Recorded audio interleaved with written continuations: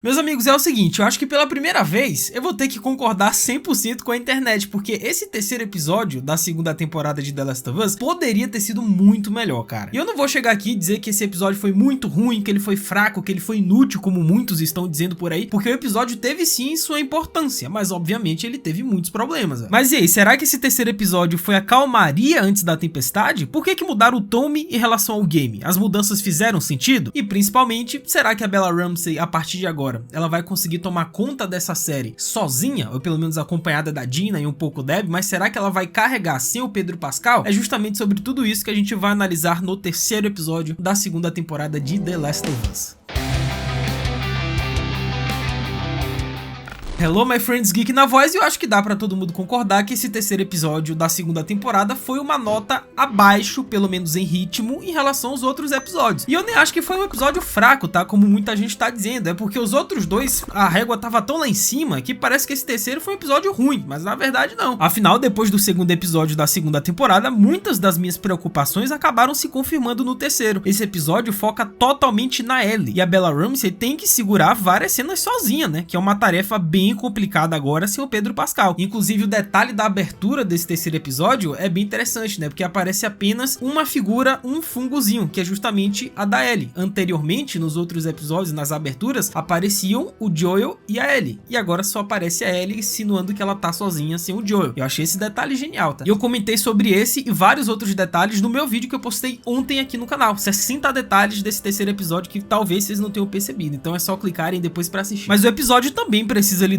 com toda a bagunça deixada pela morte do Joel e o caos na comunidade de Jackson. Mas mesmo assim a narrativa pareceu meio estranha, né? Eu acho que o ritmo é que foi o grande problema desse terceiro episódio. E assim como no começo da temporada, o episódio 3 é bem carregado na construção de mundo e preparação para o que vem aí. O que só aumentou muito a minha curiosidade em como que eles vão dividir a história do jogo, né? Porque ao que tudo indica vai ser simultâneo. Vai ser tanto a visão da Ellie quanto a visão da Abby acontecendo ao mesmo tempo. Já no game a gente sabe que não é assim que acontece. Primeiro é uma e depois de horas de jogo e gameplay narrativa é que a gente vai ver a versão da Ellie. Aqui vai ser simultâneo. E pelo visto esse terceiro episódio não economizou no drama, né? Porque a carga emocional e emotiva desse terceiro episódio, ainda mais com a Ellie visitando o túmulo do Joel, cara, é bem pesado, tá? E se compararmos com o terceiro episódio da primeira temporada, dá pra dizer que esse daqui foi bem mais padrão pra série, né? Afinal, o peso emocional de Long Time da primeira temporada talvez não seja tão forte quanto o do Joel pairando nesse episódio, mas ainda assim está ali rondando tudo, né? E lá na primeira temporada, o terceiro episódio foi o momento que convenceu muita gente de que The Last of Us era algo além de uma simples adaptação de um jogo. Então agora, como eles já meio que conquistaram o novo público, porque o fã de The Last of Us ele vai assistir independente de qualquer coisa, se tá bom, se tá ruim, se não tá bem adaptado, o cara que já conhece a história e que principalmente é fã, ele vai ver todos os episódios. Mas o público novo, a HBO conseguiu cativar. Então parece que eles estão usando o tempo com mais calma, o que é curioso, né? Já que essa temporada é mais curta, vai ter apenas 7 episódios. E o terceiro episódio também confirmou muitas suspeitas sobre a mudança de tom da série depois da saída do Joel, pois a Bella Ramsey ela passa muito tempo em cena sozinha, né, tentando passar o peso do luto e da dor. E embora o esforço seja claro, mas dá pra perceber que foi uma luta pra poder carregar tanta responsabilidade, né, cara? E por outro lado, a Isabela Merced, né, interpretada pela Dina, ela traz um outro frescor pra série, né, meio que uma leveza, e dá pra ver nitidamente que quando a Bella Ramsey ela tá contracenando junto com outro colega, outro parceiro ou parceira, ela fica bem mais à vontade, cara. E cara, o que me incomoda de verdade na Bella Ramsey, e eu já comentei isso em outros vídeos, é meio que uma opinião que a galera também tem, é que o meu problema com ela não é nem a questão física, tá? Que a galera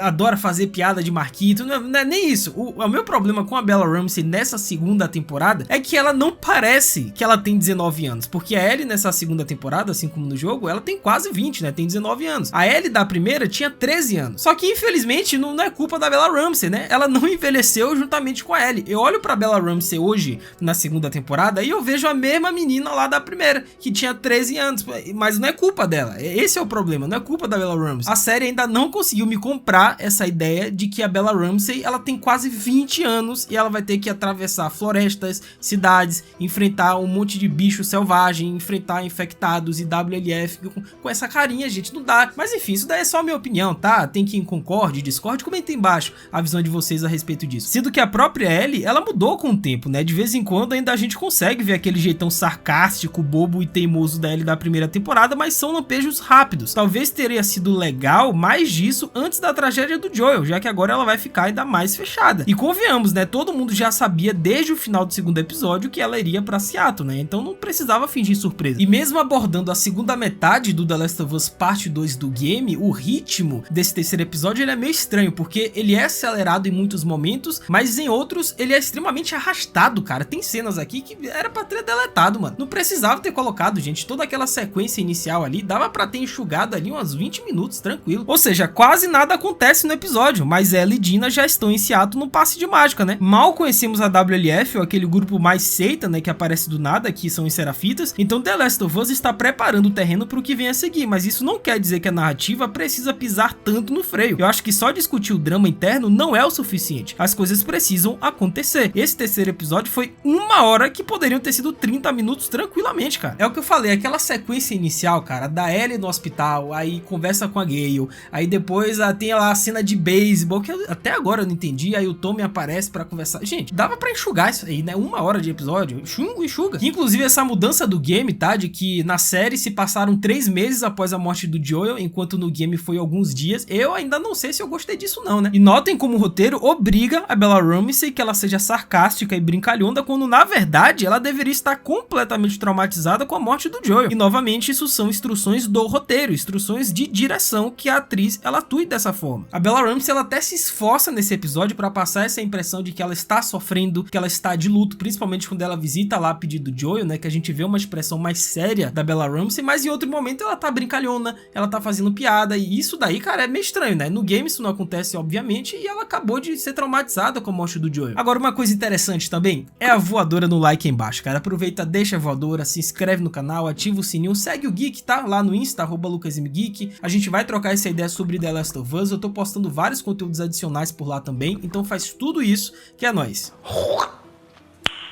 Nice. E é um episódio denso e triste, né? Mas muito mais pelo que acontece na história do que pela atuação da Bella Ramsey. A Ellie claramente está sufocando a própria dor, mas a interpretação é tão contida que às vezes é difícil lembrar dos momentos de conexão entre ela e o Joel. E talvez seja de propósito, né? Afinal, ela nunca conheceu o Joel completamente. E agora, ao descobrir a verdade, sua trajetória pode mudar. E apesar da gente não saber ainda a extensão total da importância da terapeuta Gale nessa segunda temporada na história, né? Porque é uma adição exclusiva pra série, essa personagem não existe no game. Só que nesse terceiro episódio aí, ela falou umas coisinhas, soltou umas frases que foram muito marcantes, cara, muito importantes. Essa cena do beisebol, como eu falei, tirando um ou outro diálogo, ela foi longa, poderia ter sido bem enxuta, mas teve uma outra frase ali da Gale bem interessante sobre a Ellie. Afinal, o Joel não foi o único responsável por moldar a Ellie. Ela já tinha o seu próprio caminho. Felizmente, os momentos com Dina mostram que ainda existe uma luz no fim do túnel, né? E se a Ellie encontrar um novo caminho pra lutar, além da memória do Joel, talvez ela consiga se salvar. Isso porque, como eu disse, eu não quero entregar spoiler aqui, obviamente, né? Porque eu já joguei, mas ainda vai ter esse grupo novo, a WLF, tem aquela galera que a gente viu lá também no meio da floresta, né? Que infelizmente eles foram pegos, isso daí vai gerar um caldeirão absurdo depois. Mas, cara, esse terceiro episódio deixou bem claro que a melhor forma de você aproveitar a segunda temporada de The Last of Us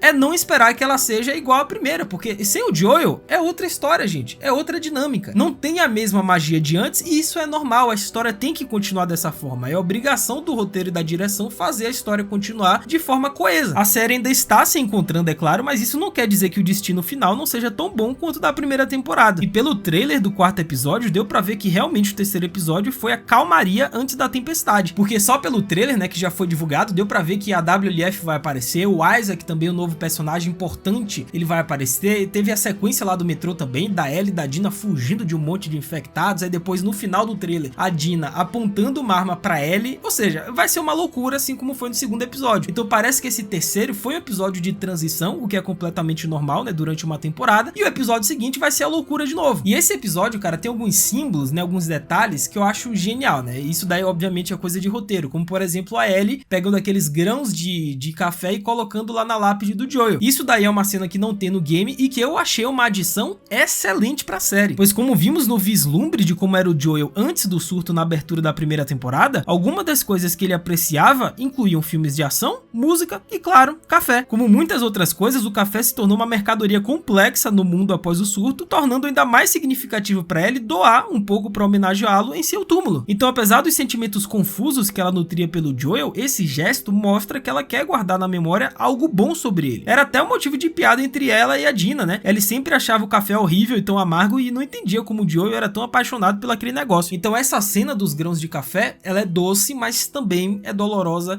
ao mesmo tempo, mas no final das contas ela é carregada de emoção e muito drama, cara. E a segunda temporada deixa claro que o Joel valorizava tanto o café que chegava a trocar itens super importantes só para poder conseguir uns grãozinhos, lembrando que ele era contrabandista e catava tudo para poder sobreviver. Então gastar suas trocas em café diz muito sobre o que aquilo significava para ele. E o Tommy também foi outro personagem que me surpreendeu nesse terceiro episódio, ainda mais se a gente compara ele com o game, porque houve uma mudança radical em relação ao personagem do Tommy, e é outra mudança que eu até agora não sei se eu gostei. Eu entendo porque eles fizeram isso, é coerente eles terem feito isso, afinal é uma adaptação, então eles têm total direito de mexer e mudar na história e nos personagens, mas eu ainda não sei se eu gostei. Eu entendo o que eles fizeram, é coerente, mas eu não sei que eu gostei, que é justamente o fato do Tommy ele ficar em Jackson e não ir pra Seattle atrás da Abby como acontece no game. Mas como eu falei, é coerente ele ter ficado, porque ele faz parte do conselho, ele meio que é o líder daquela comunidade, ele tem um filho, que é um fator muito importante que não existe nos games, então tem muita coisa, muitas responsabilidades que prendem o Tommy em Jackson. Ele não pode simplesmente abandonar aquelas pessoas que mais do que nunca precisam da ajuda dele. Depois desse ataque dos infectados, muitas famílias perderam seus parentes, a comunidade está completamente desolada e o Tommy é meio que o líder daquele lugar. Ele não pode simplesmente sair e ir pra Seattle atrás da Abby em busca de vingança por uma pessoa, sendo que tem outras pessoas precisando da ajuda dele. Mas ao mesmo tempo isso amolece um pouco o personagem do Tommy, né? Isso tira meio que aquela carcaça que ele tinha nos games. Mas aí já é uma opinião pessoal minha, obviamente, né? É uma mudança que, como eu disse, eu tô pensando sobre ela ainda. Não sei se eu gostei, eu tenho que ver as consequências disso no resto da temporada, né? Porque vai que o Tommy